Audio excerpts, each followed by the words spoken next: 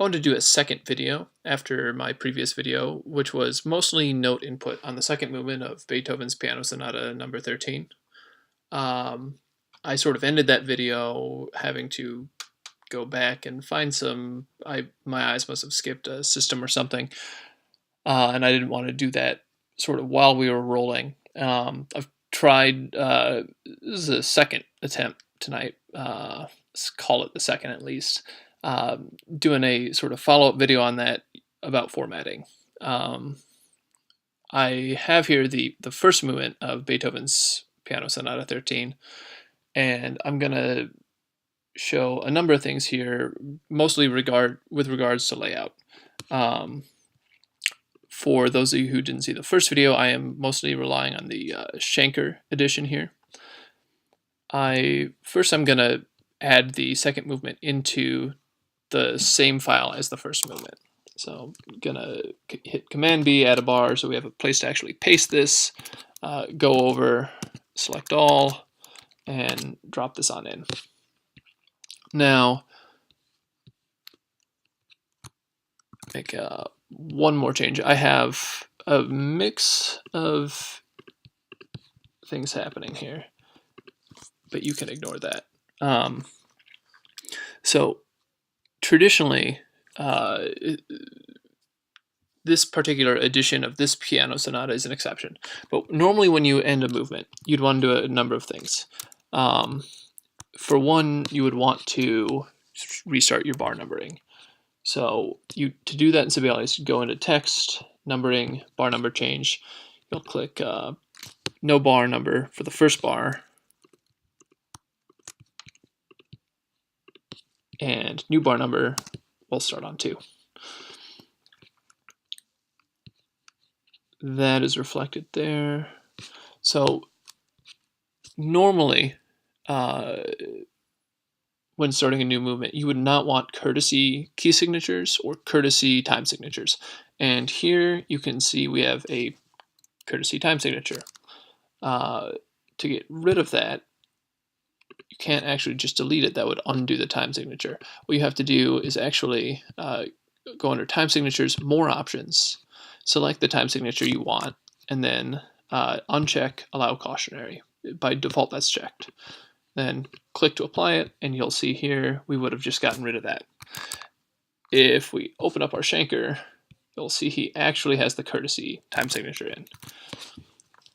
We end the first movement of the sonata in the same key signature as the start of the second, but if that weren't the case, we'd get ourselves a courtesy key signature as well.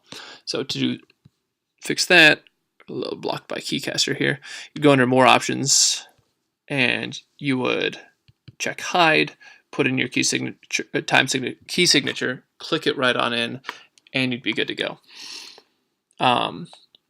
The other thing you want to do, and this is for a couple formatting reasons, you'd want to hit select the last bar line and click section end here in the inspector, which you can open up from the view panel or with Command-Shift-I. What we do have here, though, is a double bar. Normally you would want to click final, but here we're clicking double. So that is just getting things in. Here we have our measure numbers set. Now, if we're looking at the Schenker edition, number of things. 1, he uses bubbles, and 2, he only lists it every 5 bars.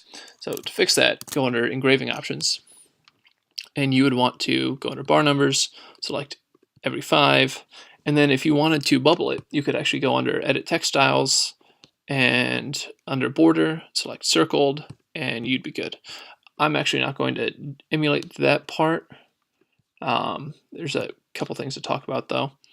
Schenker also has these bar numbers on the end of the bars, and I'm actually not sure how to get that to display. I'm sure someone more knowledgeable than me could point that out, but it's one of a couple things. I'm not going to be a hardliner on emulating for this. So here I'm actually going to manually hide that bar number, Command-Shift-H.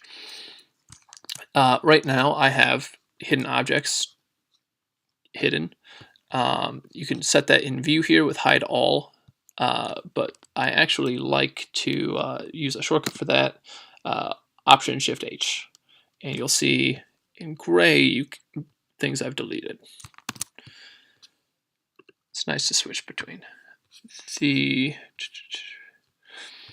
We're actually in the piano part mode. It's for a couple of reasons good to be working from the part if you're working on a single part, as we are. There's one more thing. You'll want to go under parts though, part appearance. There's a number of things that make sense to set in a house style, and you can load your house styles for parts by hitting import house style. What I'm going to fix here, you want to probably go under auto breaks and get rid of warnings for difficult page turns, because you have all these ugly VS markings all over the place otherwise. Auto breaks are pretty useful settings if you're just looking for a place to start in terms of getting your actual spacing going. Setting everything to 100 will usually get you pretty good density on the actual amount of music on a page. But because I'm trying to emulate the Schenker edition here, I'm actually going to undo that. It didn't really do much though, because I think that's what it was doing as from the score, because that's what I've got some of my defaults set to. I started the first movement here by putting in fingerings because they're in the original Schenker edition. I decided though, after getting into it, I didn't want to be faithful to that. They're not in the original edition. Number of other reasons. There's a lot of manual adjusting that went into even just these fingerings, but I want to get rid of them because they're not throughout. So the best way to do that is go under Advanced Filters and select Text here under Find and select Fingering. It's almost like I tried to do this 20 minutes ago. And just delete these and you're good to go. So from there, let's just start spacing this out the way Schenker did. So at the first line, even though this is already the same, I find it helpful to manually lock it. And you can see that by turning on your invisible objects and selecting layout marks here.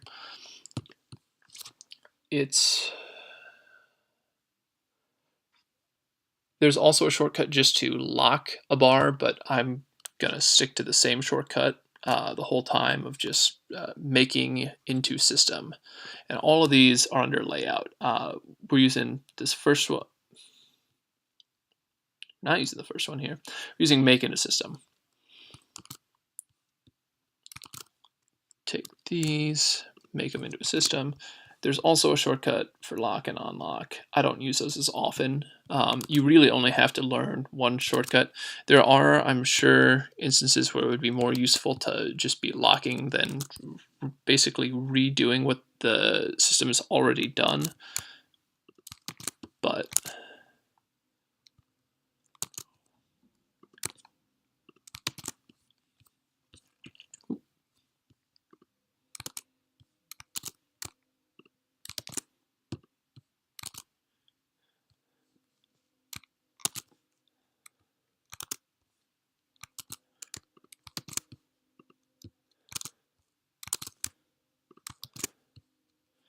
we'll worry about pages here in a minute.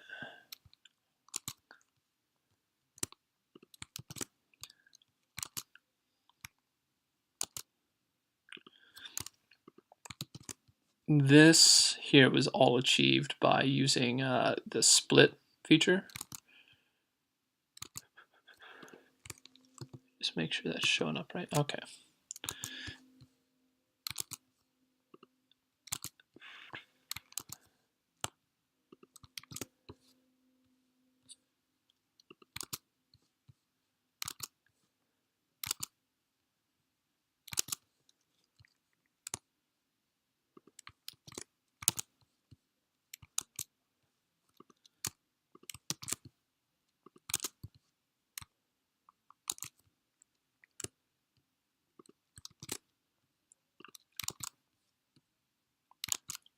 actually do the first movement and the remainder of that page here on camera, I think.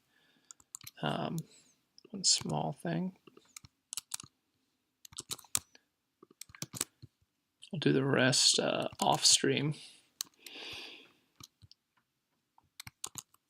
The goal of doing this as a stream is not actually having people watching it live. I do this far too poorly to do it live. It's so that I actually don't have to manage a huge file on my computer, since I'm putting it on YouTube anyway. It's probably a smarter way to handle that, but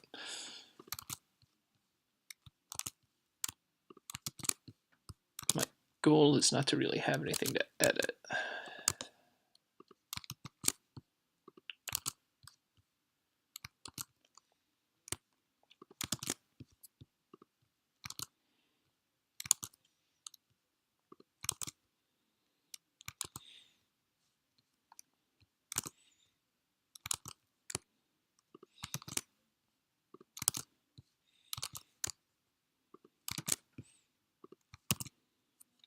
Okay, and go back.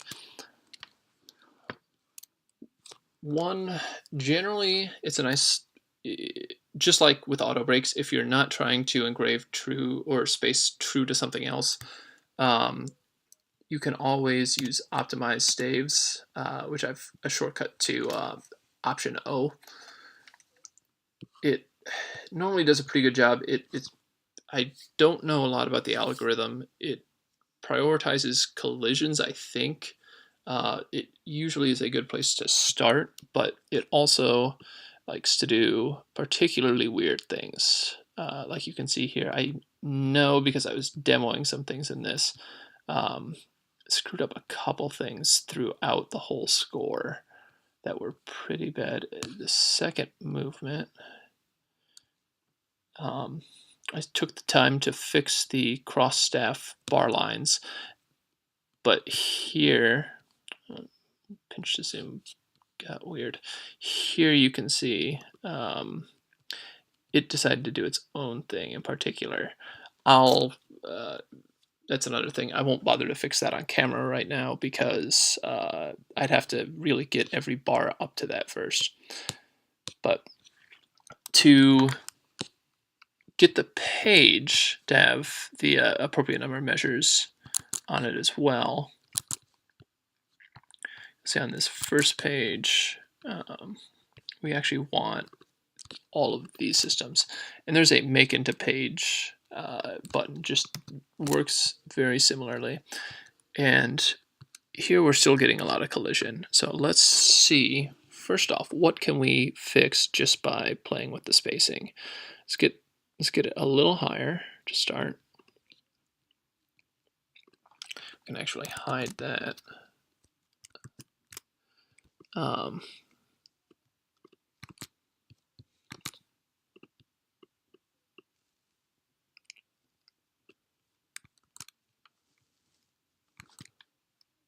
That's pretty decent on that first system. And on the second, are we getting any collision there in the middle? The Sforzando's a little pinched, but should be fine.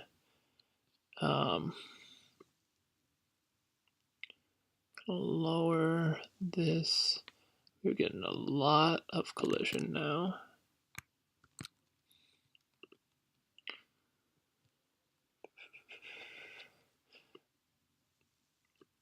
So when things are getting particularly hairy, and it sort of looks to me like that'll be the case throughout. Let me see. Well, let's just look at a couple other pages before I decide. So starting here, going all the way down to this second movement. This is not a shortcut I use a ton. I have it. Using 3 modifier keys is not exactly a dream. This isn't so bad, but what I think I'm going to do is actually just reduce the system size, the staff size a little bit.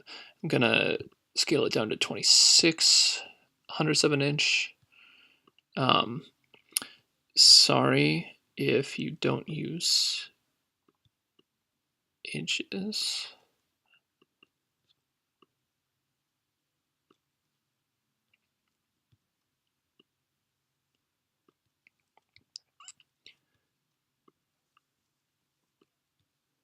Well, if you don't use inches, your life is probably a little bit better for it.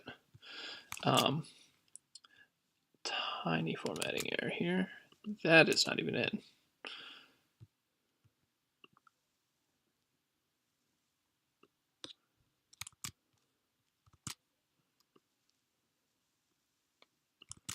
There's some dragging.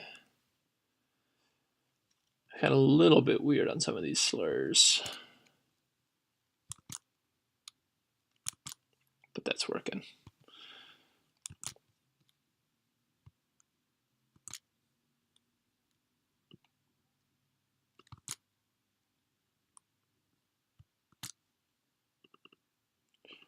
This was another example of me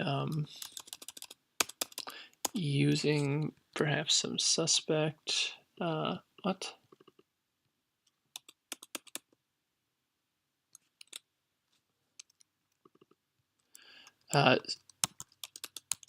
suspect methods of just writing out the line, because sometimes it's too much to use a manual line. And what I'll actually do, so that it sees, this might make it think it's, no, it's not going to align properly. Why would it do that?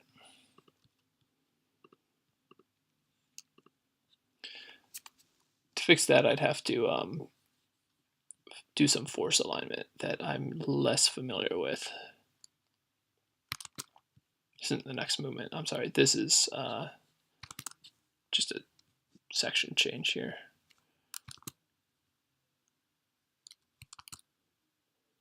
Misspoke a minute ago. So I want to condense this a bit, but that's going to get really weird with these this cross staff beam here. I think most of this is as good as it can get.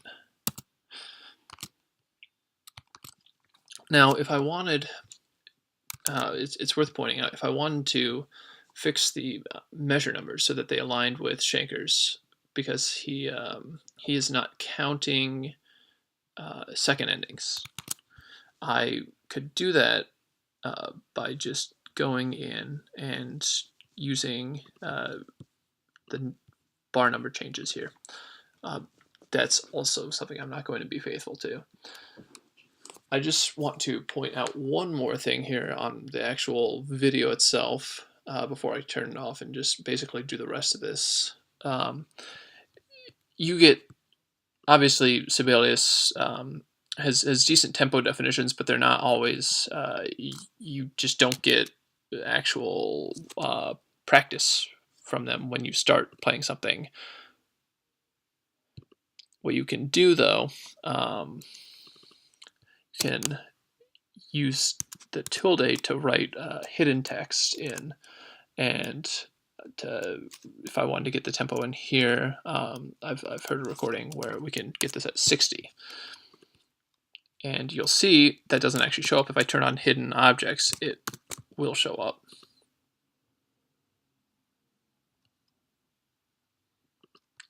Similarly, let me skip on down to the second movement.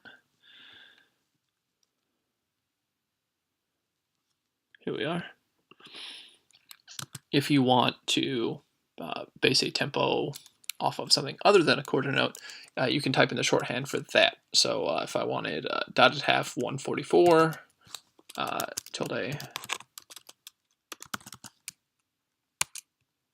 and if I started playback from here, it's great. If you need a reference for that shorthand, if you have, I believe this comes pre-installed. If you use the Add Pickup Bar plugin, the shorthand listed in this dialog box, W for whole note, H for half note, Q for quarter note, so on. If you use that shorthand, that's what it's looking for here. Otherwise, you can obviously right click and put in the actual note value, and you'll get the same playback. I prefer to use the shorthand because, as I mentioned in the blog post, using one of the things I still cannot figure out how to do without a numpad is shorthand shortcut input of symbols into text. So that about does it for this video. I will have in the description the finished file, both as a Sibelius file and an XML file that I will probably never actually open myself, so it'll be terrible. Every possible XML encoding bug ever will make its way into there. But hopefully this has been helpful when it comes to just looking at some other aspects of Sibelius other than note input that I covered last time. Thanks.